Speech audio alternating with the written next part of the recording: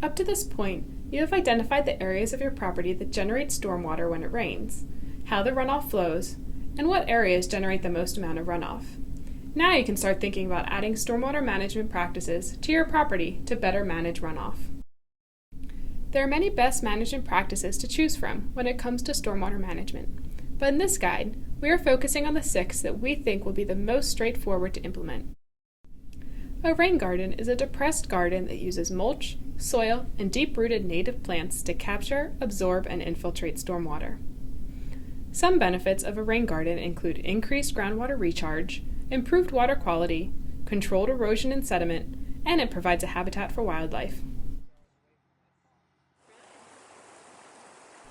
Riparian buffers filter runoff and have numerous water quality benefits. They are areas usually along streams and wetlands where native plants and shrubs grow or are planted in order to restore the streamside area to forested conditions. Benefits of riparian buffers are increased infiltration and groundwater recharge, improved water quality, controlled erosion and sedimentation, and they provide a habitat for wildlife.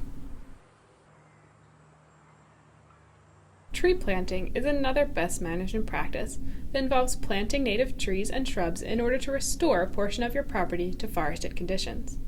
Benefits of tree planting include increased evaporation and filtration of stormwater. The planted trees require little maintenance once established, and the area provides a habitat for wildlife. A native meadow is another practice to consider. These are areas with planted native grasses and wildflowers that are maintained as natural areas.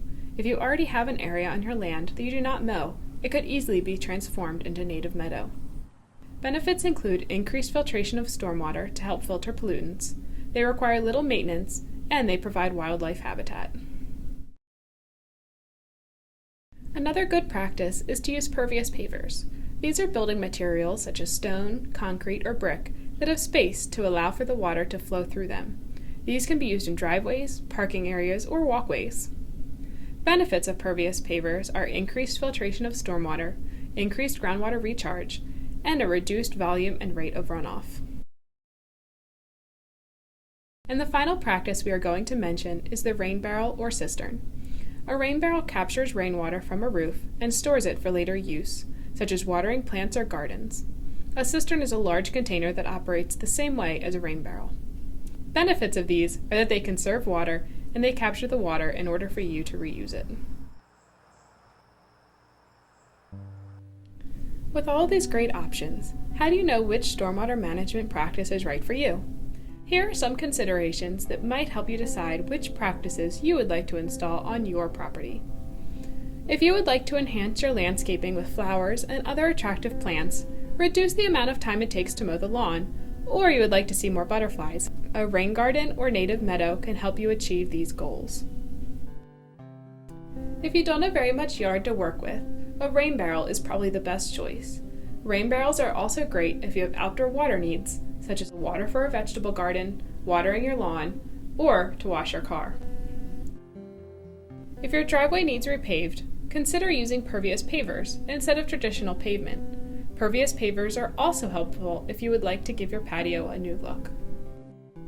If you would like to restore forested conditions on a portion of your property, consider tree planting or a forested riparian buffer if the area to be reforested is along a stream. If a stream runs through your property, installing a riparian buffer would be very beneficial. If you want to cut down on air conditioning costs during the summer, consider planting some trees on your property. Once you have your practices in mind, think about where you would like to see them in place on your land.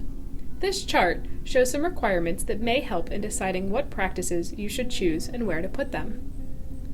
Once you have chosen the stormwater practices that you wish to see on your property and figured out where to place them, list the practices by filling out the Stormwater Management Plan template provided in the Homeowners Guide. You can then map them on your property map to show where they will be located.